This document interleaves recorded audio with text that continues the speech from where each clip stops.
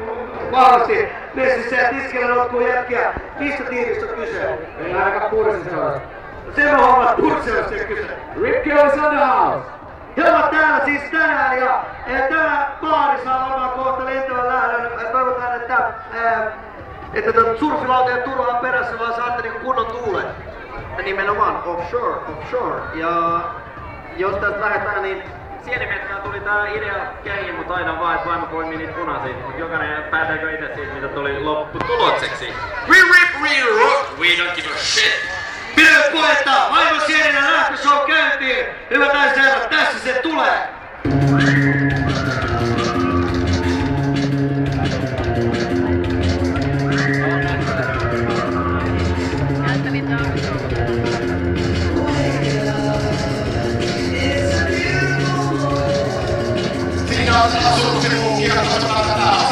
Sieltä tulee Aalto takaa oikein kunnolla! Team Rip Curl is show! Enää näyttää, että kamerasta yhtään mitään. Ei näyttää ole, se on niin hirveä savumäärä. Savumäärä, läppuilla sanovat sitten varmaan niin kuin sanovat tyyliin. Ai ei, nyt kuljettakaa mihin mennään nyt. En tiedä, alkuja, mutta me ollaan tullut tää pikkuja lähtevä baari näyttää missä on kutkusuorat, missä siitä on.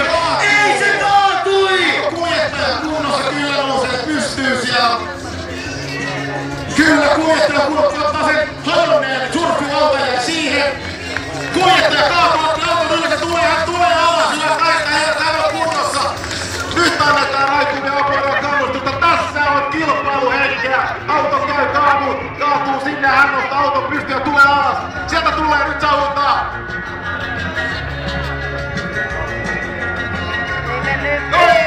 Oi, tässä tulee ihan Lake Placid mieleen.